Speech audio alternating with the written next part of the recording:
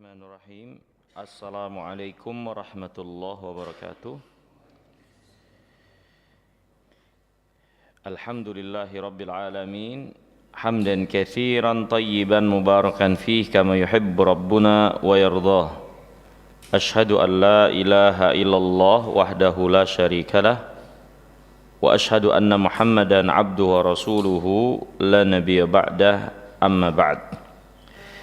Hadirin yang dimuliakan oleh Allah, alhamdulillah, dengan memuji Allah kita bersyukur atas segala nikmat dan karunia-Nya. Kembali Allah pertemukan kita di kesempatan pagi hari yang mulia ini, di tempat yang mulia ini.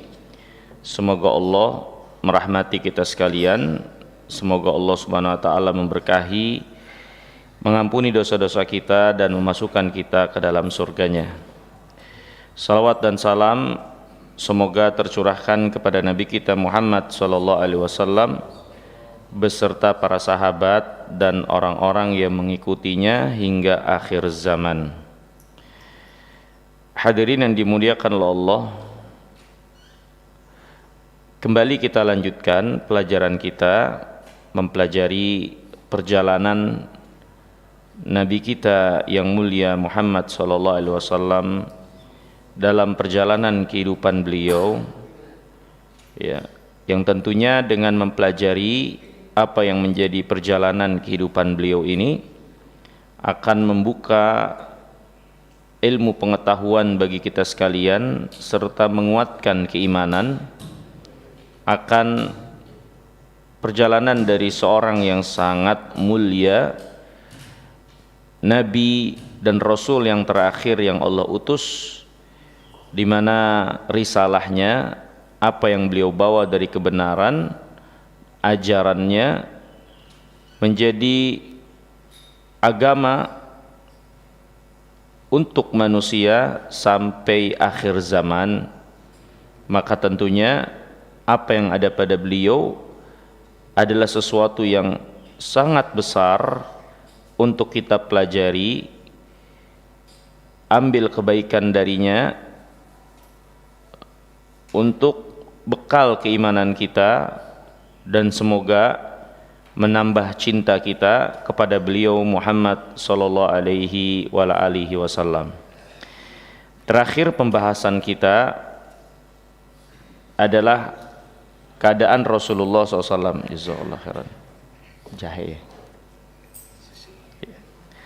Keadaan Rasulullah SAW, di mana Rasulullah SAW pernah mengalami suatu kejadian dibelah dadanya oleh malaikat ketika beliau kecil sedang bermain bersama kawan-kawannya, kemudian dicuci dan diambil bagian, dicuci dengan air zam-zam, ya, dibersihkan, ya, kemudian dikembalikan lagi, ya, dibersihkan dari kotoran-kotoran yang ada dalam hatinya, kemudian dikembalikan lagi, dan nampak bekas, ya, jahitan di dada Rasulullah SAW dengan sebab kejadian tersebut. Ini menunjukkan kepada kita bagaimana beliau alaihissalam benar-benar dipersiapkan lahir dan batinnya, ya. Lahiriahnya beliau telah kita lewati, bagaimana Allah Subhanahu wa taala tempatkan beliau di tempat yang masih memiliki udara segar, bahasa yang masih murni, ya.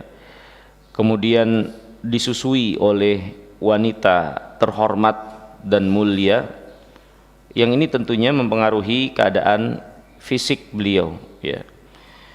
Kemudian batin beliau, maka diantaranya apa yang terjadi dari pembelahan dada dan dibersihkan apa yang ada di dalamnya, karena beliau selanjutnya akan memikul tanggung jawab besar dari kenabian yang tidak biasa, bahkan yaitu nabi yang akan menjadi nabi terakhir di mana kebenaran yang beliau bawa menjadi kebenaran untuk diikuti oleh seluruh umat manusia hingga akhir zaman, ya.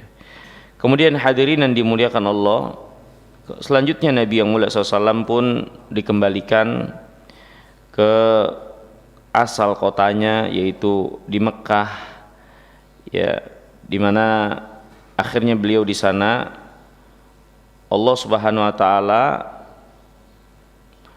jadikan beliau sebagai pengembala kambing yang beliau mengembala untuk upah, ya, yang dengannya menghidupi dirinya dan membantu pamannya ketika itu setelah kematian kakeknya, ya, bapaknya kemudian duluan, kemudian ibunya.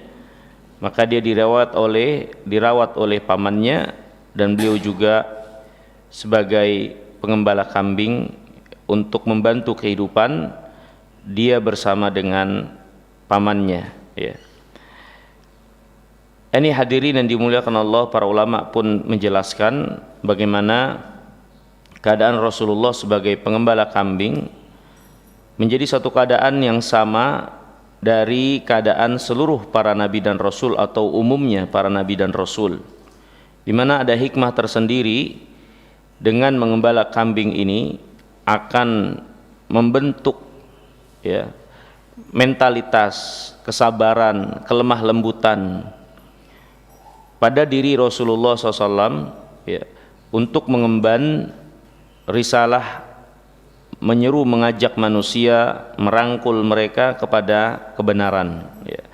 Karena seorang pengembala kambing itu ada pada diri mereka atau terbentuk pada diri mereka kelembutan, kemudian ketenangan yang tidak terjadi pada pengembala onta. Karena pengembala onta itu biasanya kasar, suka teriak-teriak, ya, dan ya, memiliki perangai yang cukup kasar karena terbentuk oleh apa yang dia lakukan dari mengembala onta yang memang memerlukan sedikit kekerasan untuk bisa mengatur mereka, untuk bisa mengatur para onta itu, ya, berbeda dengan kambing, ya. Kemudian hadirin yang dimuliakan Allah, selanjutnya terdapat kisah menarik juga yang kembali menunjukkan kebenaran kenabian beliau alaihissalam, bahwasannya kenabian Nabi kita Muhammad SAW sudah dipersaksikan oleh orang-orang yang berilmu dari ahlul kitab. Andai saja mereka tidak merubah apa yang menjadi pengetahuan mereka dari kitab mereka, maka seharusnya mereka beriman kepada Nabi kita yang mulia Muhammad SAW. Karena ternyata mereka mengenali Rasulullah SAW, mencari-cari, bahkan yang hasad, yang buruk di antara mereka itu berusaha melakukan percobaan pembunuhan, mencari-cari untuk dibunuh, karena mereka nggak suka munculnya seorang nabi yang ternyata bukan dari bangsa mereka, ya. Kisahnya ma'ruf, ya, dalam hadis yang diriwayatkan oleh Al-Imam Tirmidzi, disahihkan para ulama, kisah perjalanan Rasulullah bersama pamannya dengan kafilah dagang orang-orang Quraisy menuju Syam, ya. Syam itu, ya, daerah yang sekarang ini seputaran Suria, Palestina, ya, Yordania, kemudian sedikit bagian dari Irak. Ini disebut dengan tanah Syam. Romawi ketika itu menjadi kerajaan adidaya, kekuasaan mereka sampai ke tanah Syam, ya. Nah, Abu Thalib bersama rombongan orang-orang Quraisy mengikut sertakan Nabi yang mulia alaihissalam dalam kafilah dagang menuju Syam, ya. Dari Abi Musa al-Asy'ari radhiyallahu taala an, Abu Musa al-Asy'ari bercerita, kharaja Abu Talib ila Syam wa ma'ahu Rasulullah sallallahu alaihi wasallam fi asyakhin min Quraisyin. Rasulullah SAW pernah ikut bersama pamannya pada suatu kafilah dagang bersama dengan orang-orang tua dari orang-orang Quraisy. Jadi yang ikut serta itu adalah orang-orang tua, para tetua, ya, menuju Syam, dan Rasulullah SAW diikut sertakan, menunjukkan bagaimana Rasulullah SAW dari usia remaja itu sudah nampak kematangannya, sehingga beliau pun diajak untuk kepentingan orang-orang dewasa seperti ini, ya. Falamma asyrafu ala rahib yakni Buhaira habatu fahallu rihalahum fakharaja ilaihimur rahibu.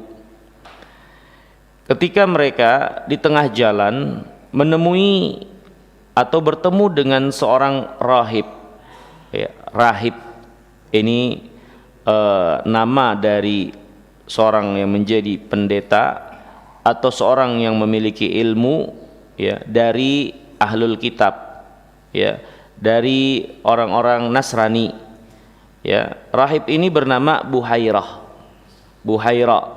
ya. Kemudian kafilah Abu Talib bersama orang-orang Quraisy yang di situ ada Rasulullah SAW pun singgah dan menambatkan kendaraan mereka, ya, di sana. Maka Buhaira, rahib ini keluar menemui rombongan dagang ini. Wa kanu qabla dzalika yamurruna bih fala yakhruju wala yaltafitu ilaihim. Sebelumnya orang Quraisy itu telah melewati Buhaira, ya. Buhaira melihat apa yang ada pada mereka, ya, rombongan dagang ini yang di situ ada Rasulullah, tapi Buhaira tidak langsung menemui mereka sampai akhirnya rombongan ini benar-benar singgah di perkampungan. Ketika singgah, barulah Buhaira ini pergi menemui rombongan tersebut. Hatta ja fa akhadha bi yadin Nabi SAW, sampai akhirnya dia melihat-lihat dalam rombongan dan mendapatkan Rasulullah SAW di tengah rombongan tersebut. Maka Buhaira, rahib ini berkata, hadza sayyidul alamin wa hadza rasulu rabbil alamin yab'atsuhu Allah rahmatan lil alamin. Ini adalah sayyidnya alam semesta, ya. Dia pemimpin seluruh makhluk manusia. Dia adalah utusan Rabbul Alamin. Allah mengutusnya sebagai rahmat bagi alam semesta ini. Ini Buhaira, seorang rahib, ya. Dari mana dia bisa tahu itu? Dia bisa tahu ini karena pengetahuan tentang Rasulullah itu sudah Allah jelaskan pada kitab-kitab sebelumnya.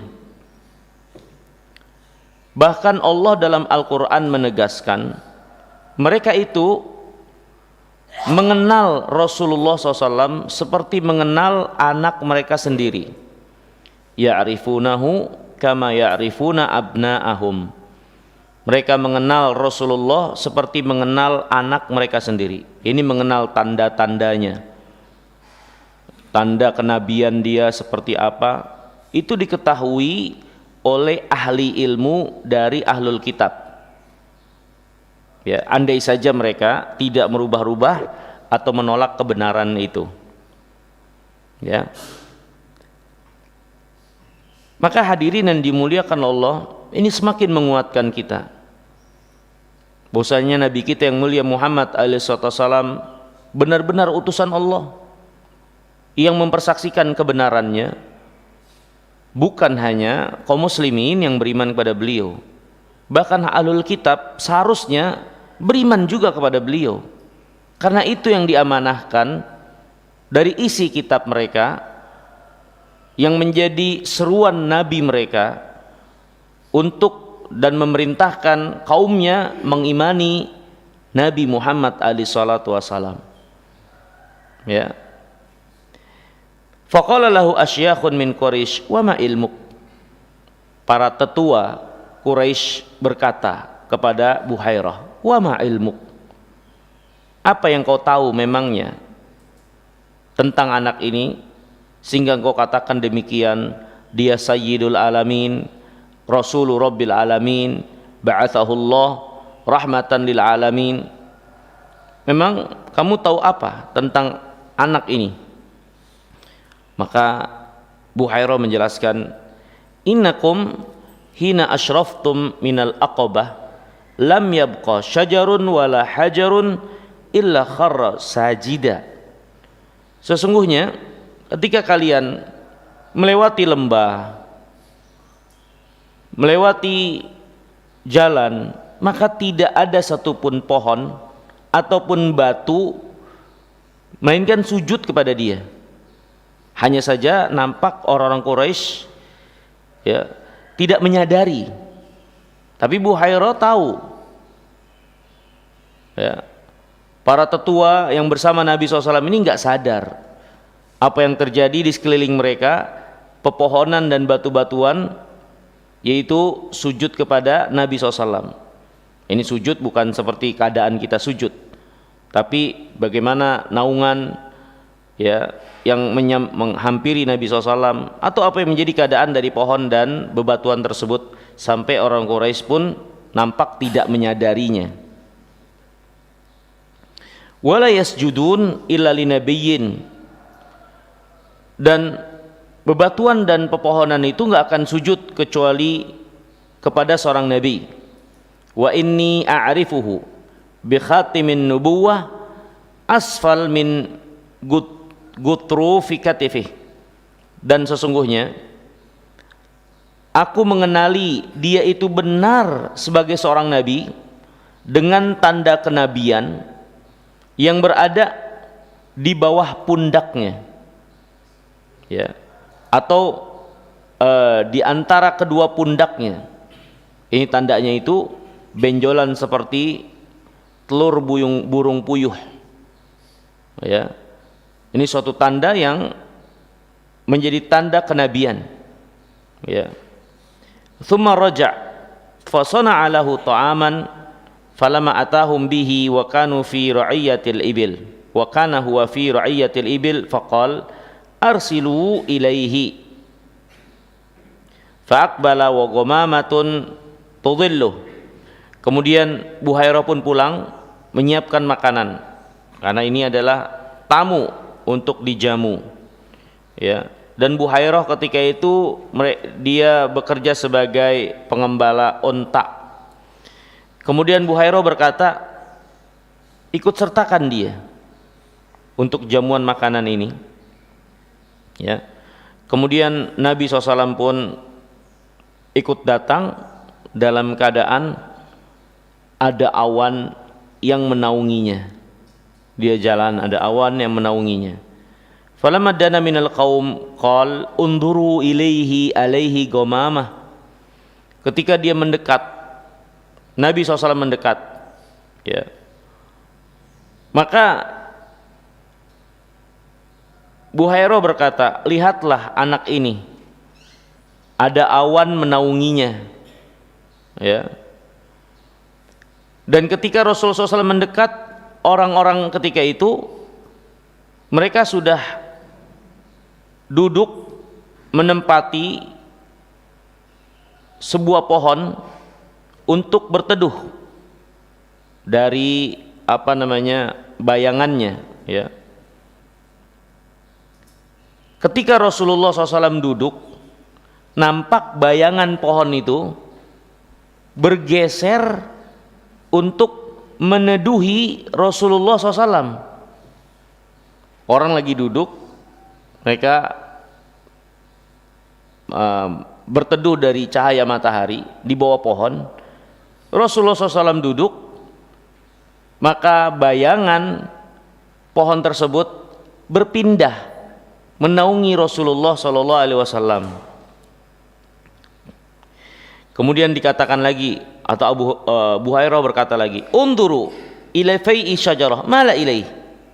Lihatlah bayangan pohon ini mengarah kepada dia, ini kepada Nabi kita yang mulia Muhammad SAW. Qala fa bainama huwa qa'imun alaihim wa huwa yunshiduhum alla yadhhabu bihi ila Rum.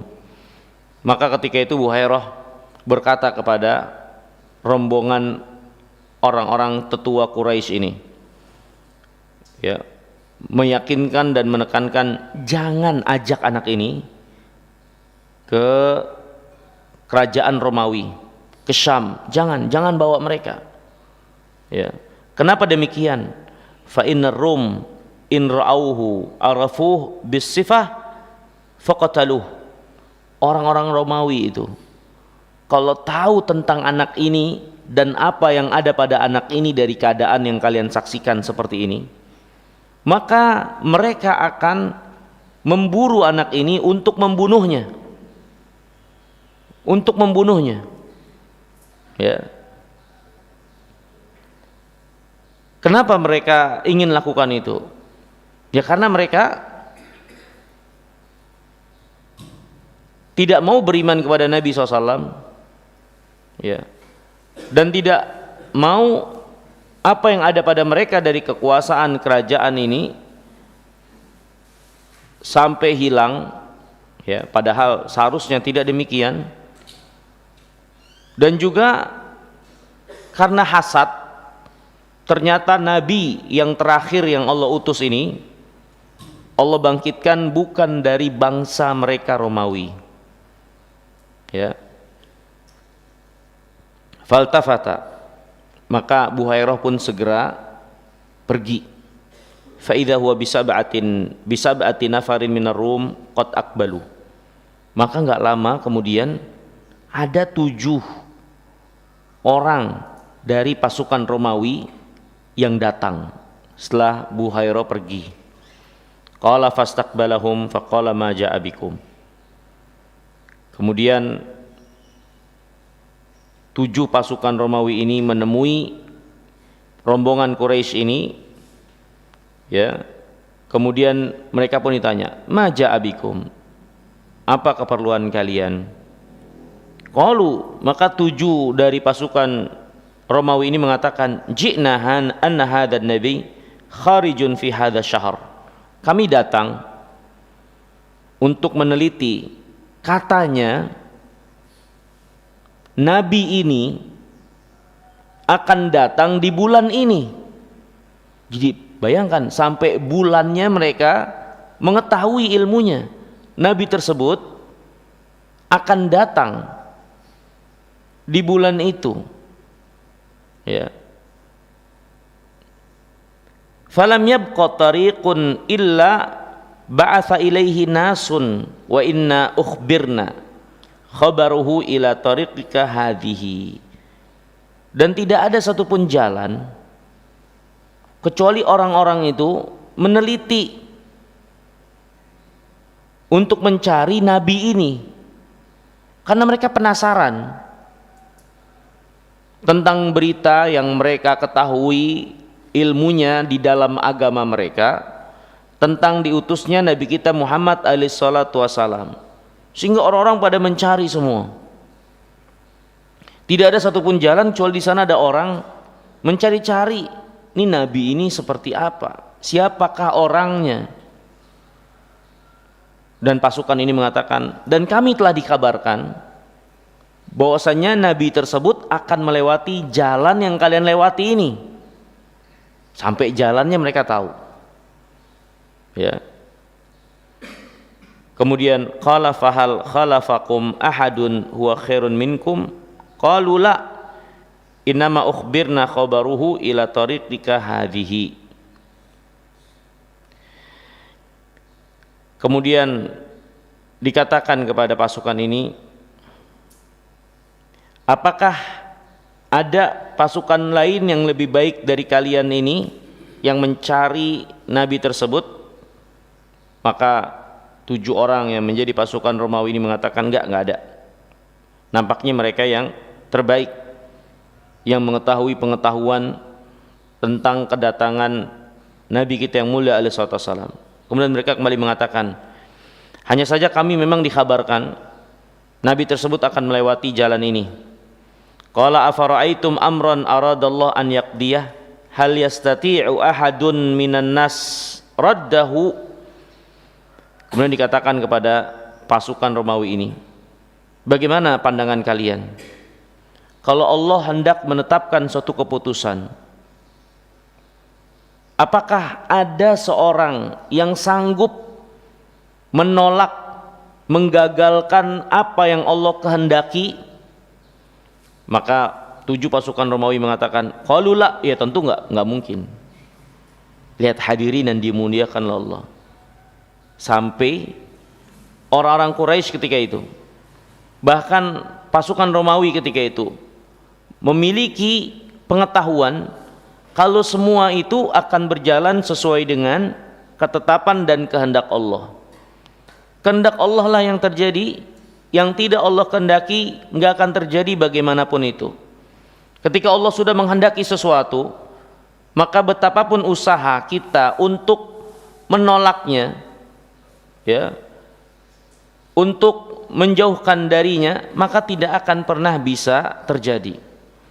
Lihatlah, mereka mengatakan kalau Allah menginginkan suatu ketetapan untuk terjadi, munculnya seorang nabi, dan kalian berusaha untuk menangkap nabi tersebut, tidak suka karena satu dan lain hal yang ada pada kalian ingin menggagalkannya, kalian pikir kalian bisa untuk melakukannya? Mereka sendiri menjawab, qalu la, ya enggak bisa lah. Kalau sudah ketetapan Allah, bagaimana mungkin? Betapapun kita berusaha menghalangi, enggak akan bisa menghalanginya. Qala fabaya'u wa aqamu ma'ahu indahu faqala rahib unshidukumullah ayyukum waliyuh, ya. Kemudian rahib ini datang lagi dan berkata, aku tanya kepada kalian, siapa di antara kalian wali dari anak ini? Maka rombongan Quraisy mengatakan Abu Talib, ini dia walinya, dia pengganti orang tuanya. Falam yazal yunashiduh hatta raddahu wa zawwadahu rahib minal qa'aq waz zaid. Kemudian si rahib ini kembali mendesak, meminta Abu Talib agar tidak melanjutkan perjalanan dan pulang. Akhirnya Abu Talib pun, ya, menyetujui apa yang menjadi usulan rahib tersebut karena melihat keadaan yang memang mengkhawatirkan dan membahayakan keponakannya ini. Dan akhirnya si rahib Buhairah membekali, ya, kepulangan orang-orang Quraisy ini dengan minyak zaitun dan ka'ak. Ya, ka'ak itu kayak kue, ya. Ini hadirin yang dimuliakan Allah, riwayat ini disahihkan para ulama menjadi satu perjalanan Nabi kita yang mulia alaihi wasallam di usia remajanya, ketika bersama pamannya menuju Syam bersama rombongan dagang. Kembali keadaan beliau ternyata sudah diketahui dan dipersaksikan oleh ahli ilmu dari ahlul kitab, ya, akan kenabian beliau sallallahu alaihi wa alihi wasallam, ya. Akan tapi tentunya si rahib ini tidak memungkinkan untuk mengikuti, ya, karena Rasulullah SAW ketika itu kan belum diangkat sebagai seorang nabi, ya, dan dia juga masih berada pada usia remaja, ya, sehingga si rahib ini tentu tidak memungkinkan untuk mengikuti Rasulullah SAW ketika itu. Kemudian hadirin yang dimuliakan Allah, dijelaskan juga di sini oleh penulis dalam kitab Subulus Salam fi Sahih Sirati Khairil Anam, bagian berikutnya penjelasan bagaimana Rasulullah SAW itu dijaga oleh Allah dari kekotoran-kekotoran yang dilakukan oleh orang-orang jahiliyah. Jadi kebiasaan orang jahiliyah pada zamannya, ya, dalam masalah kehormatan, penyembahan kepada berhala, ya, kesyirikan yang mereka lakukan, ya, dan kejelekan-kejelekan lainnya, Allah Subhanahu wa taala memelihara Rasulullah tidak terwarnai dengan keadaan masyarakatnya ketika itu yang dominan sebagai penyembah berhala. Ya. Ini hadirin yang dimuliakan Allah, pelajaran buat kita bahwasanya seorang itu punya potensi terpengaruh dengan apa yang menjadi keadaan masyarakatnya. Kalau masyarakatnya penyembah berhala, maka kemungkinan dia pun akan tertarik dan terwarnai untuk menyembah berhala. Tapi kalau masyarakatnya masyarakat yang baik, masyarakat yang memakmurkan masjid, masyarakat yang tegak tolong menolong di dalam kebaikan, maka seorang juga akan terpengaruh dengan apa yang menjadi keadaan umumnya sosial masyarakat. Ini pelajaran besar buat kita sekalian dalam berinteraksi dengan manusia di dalam lingkungan masyarakat kita, untuk menciptakan keadaan masyarakat tegak di atas kebaikan, tolong menolong di atas kebaikan, menyembah Allah Subhanahu wa taala, memakmurkan agama Allah Subhanahu wa taala, memakmurkan masjid, dan mengajak masyarakat, anak keturunan kita, keluarga kita untuk berada pada keadaan tersebut sehingga mereka terwarnai dalam kebaikan. Karena manusia pada akhirnya saling mempengaruhi satu dengan yang lainnya. Lingkungan punya pengaruh besar untuk warna seseorang dalam kehidupan, ya, maka ini jadi pelajaran buat kita, terutama bagi kepala rumah tangga, terutama bagi orang-orang yang menjadi tokoh masyarakat, ya, untuk bisa menciptakan suasana kebaikan dalam masyarakatnya sehingga sosial lingkungan masyarakat itu berada dalam kebaikan, Allah ridhoi keadaan mereka. Nah, ini penting, ya. Kenapa para ulama menjelaskan penjagaan Allah kepada Rasulullah SAW di waktu mudanya dari keburukan dan kejelekan orang-orang musyrikin di Mekah? Ini dikarenakan keadaan masyarakat, lingkungan masyarakat punya dominasi pengaruh besar pada pribadi karakter seseorang. Ya. Kalaulah bukan penjagaan Allah kepada seseorang, tentu seorang tersebut mudah untuk terwarnai apa yang menjadi keadaan buruk yang ada pada masyarakatnya. Ya, pergaulan, lingkungan itu punya pengaruh besar terhadap karakter dan pribadi seseorang. Tentu kita semua pasti akan memahami dan mengerti hal ini. Ya, ketika suatu lingkungan masyarakatnya pecandu narkoba misalnya, maka kemungkinan besar anak-anak di sana itu terkena imbasnya, ikut-ikutan di sana. Ya, ini berbahaya. Ya, berbahaya bagi keadaan suatu sosial masyarakat. Ketika suatu masyarakat di situ tidak menjaga kehormatan, bermudah-mudah untuk melakukan perbuatan zina haram misalnya, ya, maka akan banyak yang terpengaruh, tergoda dan terwarnai. Apalagi pada zaman kita seperti ini, di mana perbuatan tersebut menjadi sesuatu yang sangat mudah untuk dilakukan, sangat mudah untuk dilakukan, ya, dengan alat komunikasi yang ada, media yang ada, sangat mudah dan sangat terbuka seorang untuk melakukan perzinahan. Ya. Ini hadirin yang dimuliakan Allah, suatu keadaan yang harus kita sadari dari keadaan masyarakat. Ya. Yang menjadi perhatian buat kita untuk menciptakan keadaan sosial masyarakat yang kondusif, yang baik, sehingga anak cucu kita yang tinggal di sana, keluarga kita yang tinggal di sana berada dalam keamanan, berada dalam kebaikan, dan kita tentram hidup bersosial masyarakat. Kita ciptakan itu di masyarakat kita, di lingkungan kita, keadaan yang kondusif di dalam kebaikan, orang-orang yang saling tolong menolong dalam kebaikan, menyembah Allah Subhanahu wa taala, memakmurkan agama Allah. Karena kalau tidak, kalau kita tidak punya perhatian akan hal itu, maka tidak ada yang merugi, ya, kecuali diri kitalah yang paling merugi dalam hal tersebut, berada dalam masyarakat yang kurang baik, ya. Hadirin yang dimuliakan Allah, mari kita perhatikan riwayat-riwayat yang sahih tentang keadaan ini, penjagaan Allah kepada Nabi SAW dari keburukan orang-orang jahiliyah dan perbuatan mereka. Dalam riwayat yang dihasankan para ulama dari Zaid bin Harithah.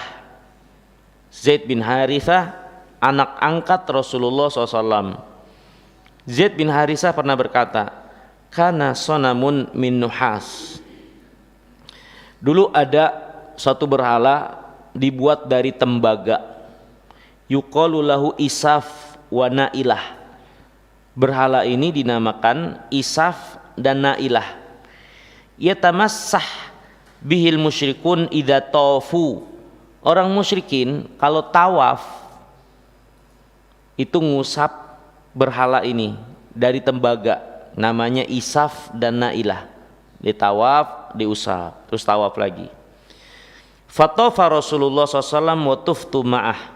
Kata Zaid bin Harithah, Rasulullah SAW pernah tawaf dan aku ikut bersama beliau. Jadi hadirin, syariat Nabiullah Ibrahim diantaranya tawaf itu masih dikenal oleh orang-orang musyrikin. Ibadah haji masih dikenal oleh orang musyrikin, sehingga pada musim haji orang musyrikin itu biasa menyambut para haji dari Madinah dan tempat-tempat lain, ya, untuk melaksanakan ibadah di Masjidil Haram. Jadi syariat Nabi Ibrahim masih dikenal ketika itu. Hanya saja mereka mengotorinya dengan kesyirikan berhala-berhala yang mereka letakkan di sekitaran Ka'bah. Ya. Tapi asal daripada pelaksanaan praktek ibadahnya dari peninggalan Nabi Ibrahim masih ada, di antaranya tawaf. Faqala Rasulullah SAW, ya, falamma marartu masahtu bih. Kata Zaid bin Harithah, ketika aku lewati berhala ini, Nailah dan Isaf, aku mengusap, aku ikut ngusap. Zaid bin Harithah nggak ngerti, dia ikut-ikutan aja. Karena orang-orang pada kayak begitu, dia ikut aja. Nah ini hadirin yang dimuliakan Allah. Jadi seorang manusia itu terpengaruh dengan apa yang menjadi keadaan umum masyarakatnya. Kalau masyarakatnya baik, dia. Tapi kalau masyarakatnya buruk, kadang-kadang dia ikutin aja, nggak tahu itu benar apa kagak. Masyarakatnya kayak gitu ya dia ikut aja. Karena manusia itu makhluk sosial. Dia terpengaruh dengan apa yang menjadi keadaan lingkungan yang ada di sekitarnya, yang dia lihat, yang dia dengar. Maka bayangkan orang yang setiap hari makanannya sinetron, yang dia dengar sinetron, apa enggak rusak pribadinya? Terus dibayangin, dihayalkan jadi orang kaya, terus selingkuh, perceraian dalam rumah tangga, tiap hari yang ditonton itu. Maka wajar kalau akhirnya banyak realita kenyataan rumah tangga yang hancur juga, karena terpengaruh dengan apa yang mereka tonton dari sandiwara-sandiwara itu. Karena manusia itu makhluk sosial, sekali lagi dia terpengaruh dengan apa yang dia dengar dan apa yang dia lihat. Zaid bin Harithah lihat orang-orang kalau tawaf tuh ngusap Isaf dan Nailah, dia ikut ngusap tanpa dia tahu ini orang-orang maksudnya apa, tujuannya apa. Kemudian Nabi SAW bersabda kepada Zaid bin Harithah, la tamassahu, jangan usap. Faqala Zaid, maka Zaid berkata lagi, fatufna, faqultu fi nafsi la amussannahu hatta andur ma yakunu famasahtuhu. Padahal udah dilarang oleh Rasulullah, jangan usap. Zaid dalam hati bilang, ntar kalau lewat saya bakalan usap nih, saya pengen lihat apa sih reaksinya, kok tadi saya dilarang. Ya, maka dia pun ketika melewatinya lagi dia usap tuh si Zaid bin Harithah. Maka Rasulullah SAW bersabda, alam tunha, bukankah engkau tadi udah dilarang? Maka Zaid berkata, fawalladhi akramahu wa anzala alaihi alkitab mastalama sanamun qattu hatta akramahullah tabaraka wa ta'ala billadhi akramahu wa anzala alaihi. Demi Allah yang telah memuliakan Rasulullah, demi Allah yang menurunkan kepada Rasulullah kitab, beliau itu enggak pernah sedikit pun mengusap-ngusap berhala, menyentuh berhala, mengusap-ngusap dalam rangka ibadah pengagungan seperti yang dilakukan oleh orang-orang jahiliyah terhadap berhala mereka yang berjumlah kurang lebih 360 ngumpul mengelilingi Ka'bah. Nabi SAW enggak pernah mengusap-usap berhala yang ada di sana, memuliakan, mengagungkannya, enggak pernah.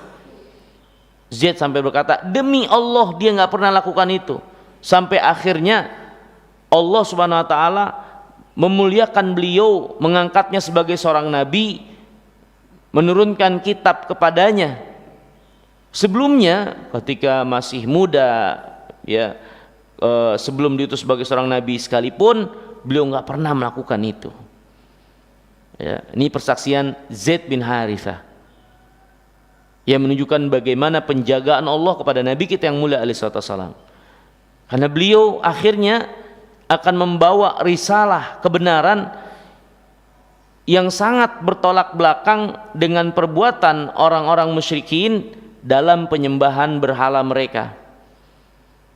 Berhala yang mereka buat dengan tangan mereka sendiri, suatu yang sifatnya adalah benda mati, tidak mendengar, tidak melihat, tidak bisa memberi manfaat dan mudarat, kemudian mereka agung-agungkan dan mereka menyembah kepada sesuatu yang lebih rendah dari mereka sendiri bahkan.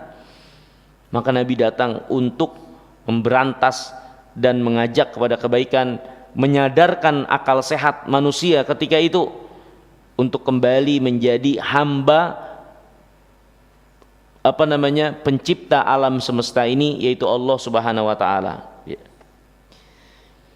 Kemudian hadirin yang dimuliakan Allah Subhanahu wa taala, dalam riwayat yang diriwayatkan oleh Imam Ahmad dan dikatakan oleh Al-Imam Al-Haythami bahwasanya para perawi hadis ini adalah perawi sahih.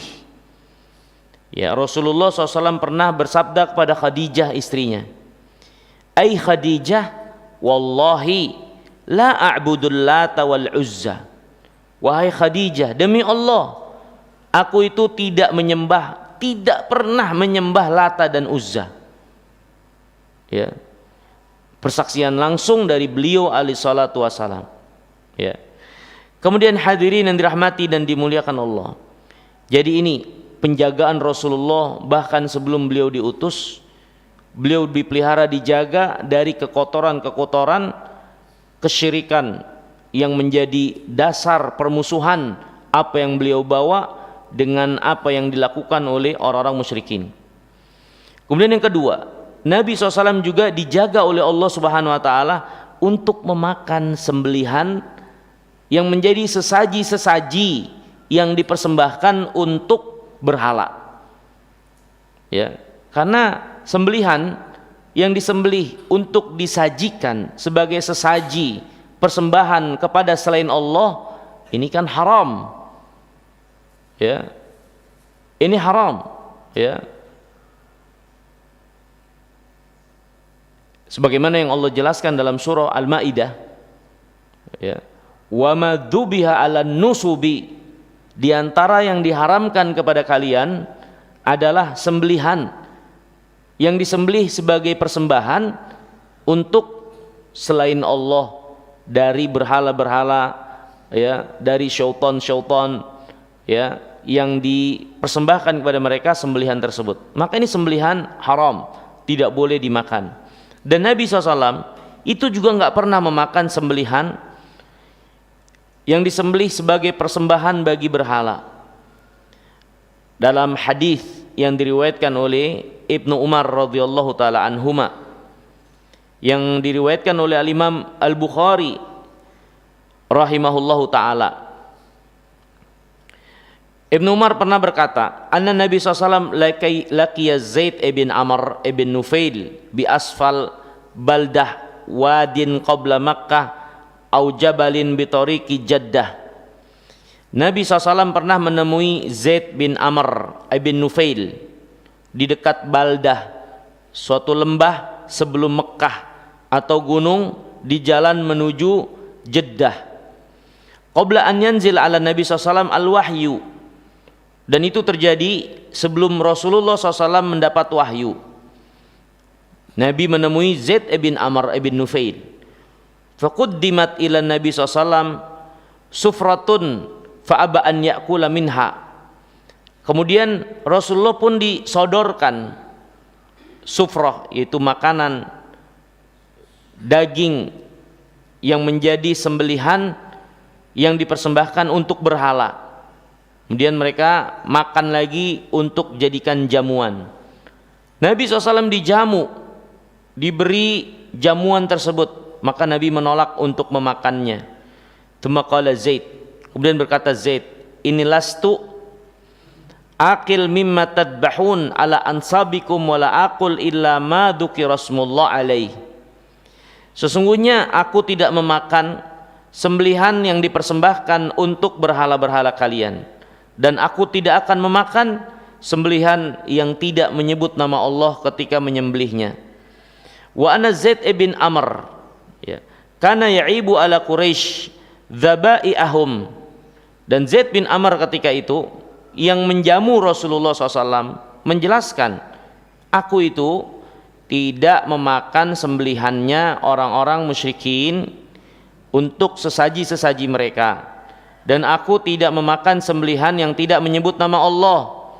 Dan Zaid yang menjamu Nabi SAW ini pun menjelaskan bagaimana dirinya tidak menyetujui apa yang dilakukan oleh orang-orang musyrikin terkait penyembelihan dan sesaji mereka kepada berhala.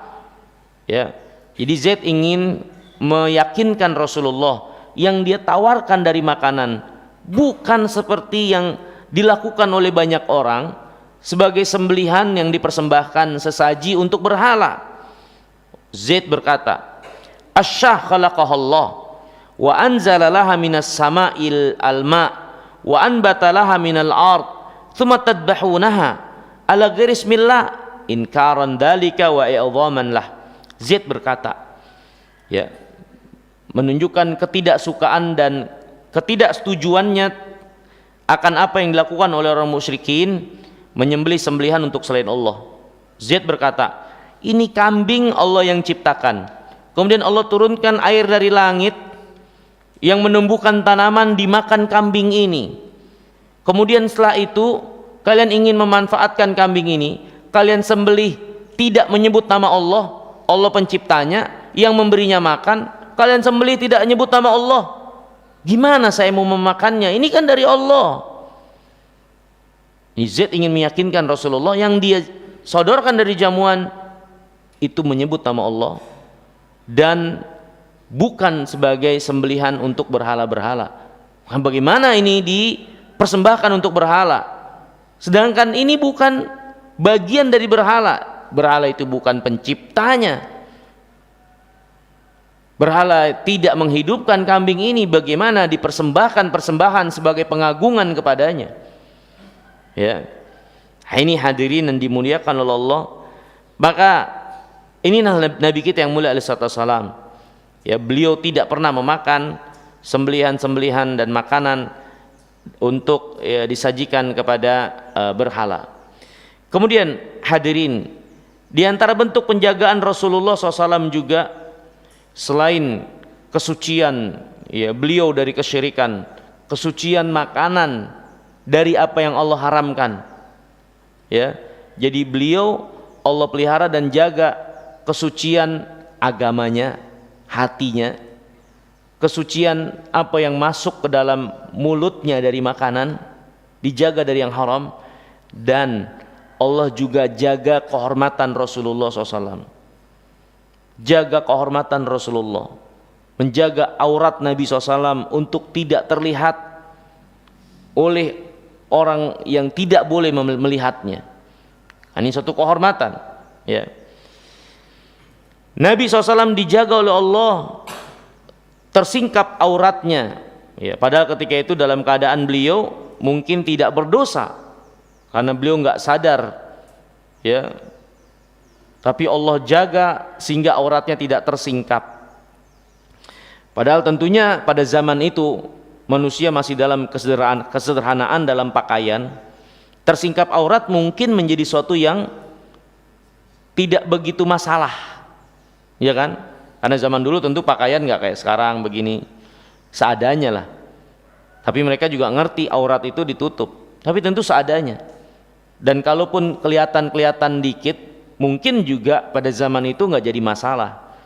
Tapi Rasulullah SAW dan apa yang beliau bawa sangat menjunjung tinggi yang namanya kehormatan aurat, sehingga semenjak beliau belum diutus pun beliau sendiri sudah Allah jaga kehormatannya ya. Dalam hadis yang diriwayatkan oleh Imam Bukhari dan Muslim dari Jabir bin Abdullah radhiyallahu taala anhuma, Jabir pernah bercerita, lama bunyatil Ka'bah dhahaban Nabi sallallahu alaihi wasallam Abbas yanqulanil hijarah.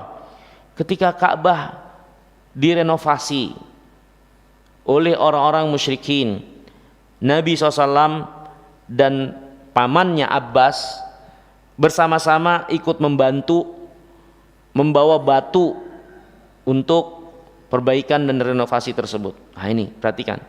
Jadi kalau itu adalah kebaikan, maka Nabi ikut serta. Tapi kalau keburukan, Nabi nggak kerjakan dan nggak ikut serta. Begitulah Rasulullah dalam bermasyarakat.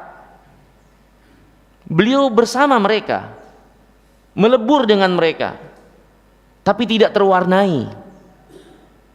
Ketika mereka berbuat jelek dari kesyirikan dan seterusnya, Nabi nggak ikut, tidak mensupport, tidak membantu. Tapi kalau itu adalah kebaikan, Nabi bersama masyarakat. Seperti Ka'bah, ini Ka'bah kan kebaikan. Ibrahim yang membangunnya. Maka Nabi SAW lihat bersama mereka. Makanya Rasulullah SAW, orang-orang itu susah, orang musyrikin itu susah untuk membenci beliau, menjatuhkan beliau. Kenapa? Karena Rasulullah punya peran besar di masyarakat. Walaupun beliau menyerukan sesuatu yang bertabrakan dengan apa yang diyakini oleh orang-orang musyrikin, dan itu sangat mendasar sekali, tapi orang musyrikin akhirnya nggak bisa menyerang beliau langsung karena tahu keadaan Rasulullah yang punya peran besar, kebaikan, manfaatnya di masyarakat ya. Dia suka nolong orang-orang yang nggak punya kerjaan, Nabi SAW bukakan pekerjaan buat mereka. Orang yang bawa barang berat, Nabi SAW bantu, Nabi tolong. Kalau kegiatan masyarakat dalam kebaikan, Nabi ikut serta SAW di sana. Di antaranya ini perbaikan Ka'bah. Maka ini hadirin yang dimuliakan oleh Allah, ya, pelajaran ya bagi kita semua ya, bagaimana seharusnya kita bermasyarakat, terutama orang-orang yang hendak menyerukan kebaikan di masyarakat. Hendaklah melebur bersama mereka dalam kebaikan. Pada satu titik masyarakat mungkin melakukan sesuatu yang tidak benar, ya kita nggak boleh ikut terwarnai. Tapi kalau itu kebaikan, Maka jadi orang yang terdepan ketika mereka ada musibah, ketika sebagian mereka sakit, dijenguk, ada musibah, ditolong, dibantu. Ini diajarkan oleh agama kita. Bahkan Nabi SAW mempraktekannya sebelum beliau diangkat sebagai seorang Nabi dan Rasul. Sehingga setelah beliau menyeru apa yang diseru dari kebenaran, masyarakat akhirnya bisa memahami kebenaran dan kebaikan yang ada pada Rasulullah SAW. Maka Abbas berkata kepada Rasulullah, ij'al izarak ala atiqik ala minal hijarah. Ikat sarungmu ke pundak, biar batunya itu diangkat pakai sarung, ya, diangkat pakai sarung, ya, agar lebih ringan maksudnya. Fafa'al, ya, maka dia pun melakukan. Faqara ilal ard wa tamahat ainah ila sama thumma afaq. Kemudian Nabi SAW pun jatuh, ya, dan matanya ketika itu mengarah ke langit. Kemudian habis itu dia bangun. Faqal izari izari, dia berkata sarungku sarungku, ya. Maka seketika itu sarungnya pun langsung menutupi auratnya. Walau ketika itu beliau terjatuh, ya, sehingga ketika hendak tersingkap auratnya, maka sarung itu pun segera untuk menutupi, ya, aurat Nabi yang mulia alaihi wasallam. Fahallat faja'alahu ala mankibai fasaqata maghsyian alaihi fama ru'ya ba'da dzalika uryanan sallallahu alaihi wasallam, ya. Maka akhirnya Nabi SAW pun terbangun, ya, dan setelah itu beliau alaihissalam tidak pernah lagi terlihat dalam keadaan terbuka auratnya, ya. Karena ketika sudah berada pada keadaan itu pun, ya, sarungnya itu kembali terikat dan menutupi aurat Nabi yang mulia sallallahu alaihi wa alihi wasallam, ya. Ini hadirin yang dirahmati dan dimuliakan Allah, ya. Di antara beberapa keadaan dan kejadian penjagaan Allah kepada Nabi kita yang mulia sallallahu alaihi wa alihi wasallam, ya, mulai dari penjagaan Rasulullah dari kejahatan orang-orang Romawi, penjagaan Rasulullah sallallahu alaihi wasallam dari kebersihan keimanannya, akidahnya, ibadahnya, kemudian fisiknya, kemudian kehormatan beliau alaihi salatu wassalam, ya, dan juga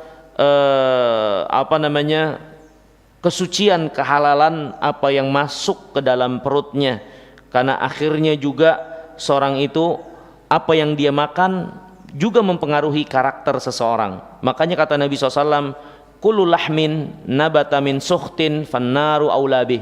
Setiap daging yang tumbuh dari yang haram, maka neraka lebih pantas untuknya.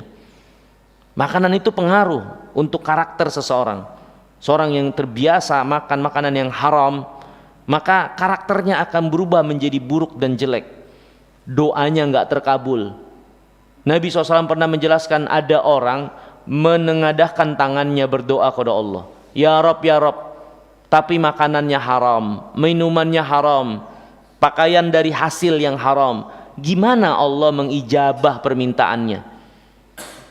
Jadi makanan itu pengaruh, lingkungan pengaruh, keadaan hati pengaruh, fisik pengaruh, ya, kehormatan pengaruh, dan semua itu dijaga oleh Allah atas Nabi kita yang mulia SAW berada dalam kebaikannya.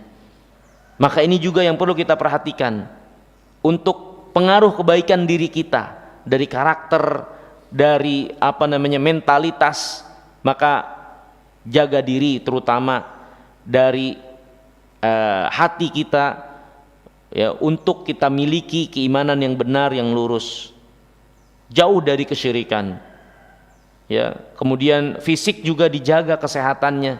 Lihat Nabi SAW, ya, tinggal di awal-awal di perkampungan dengan udara segar, air susu dari wanita yang sehat, yang akan menguatkan fisiknya. Fisik juga penting. Kemudian juga yang ketiga, kehormatan, jaga kehormatan dari hal-hal yang diharamkan, ya. khususnya dalam hal ini perbuatan zina, untuk dijauhi dan ditinggalkan, yang di zaman kita berada pada keadaan yang mengkhawatirkan, ya. Kemudian yang keempat yaitu menjaga makanan dari yang haram, ya, menjaga makanan dari yang haram, ya. Ini beberapa perkara untuk kita ambil pelajaran dari penjagaan Allah kepada Nabi SAW, untuk kita memelihara diri dan keluarga kita dari keburukan-keburukannya, sehingga tumbuh menjadi seorang pribadi yang kuat, ya, yang baik, yang diridhoi oleh Allah Subhanahu wa taala. Mungkin ini yang bisa kita pelajari di kesempatan pagi hari yang mulia ini, ya. Kurang lebihnya saya mohon maaf. Semoga yang sedikit ini bermanfaat, ya. Semoga Allah Subhanahu wa taala menjadikan kita orang-orang yang mencintai Nabi yang mulia alaihi wasallam lahir dan batin, dan mengikuti setelah meneladani apa yang beliau ajarkan dari kebenaran, dan semoga Allah mengumpulkan kita bersama beliau alaihi wasallam sebagai orang yang mengimaninya, dan Allah terima keimanan kita, dan semoga Allah Subhanahu wa taala merahmati kita sekalian dan seluruh kaum muslimin. Wa sallallahu nabiyina Muhammadin wa ala alihi wasallam, wa akhiru da'wana anil hamdulillahi rabbil alamin. Wassalamualaikum warahmatullahi wabarakatuh.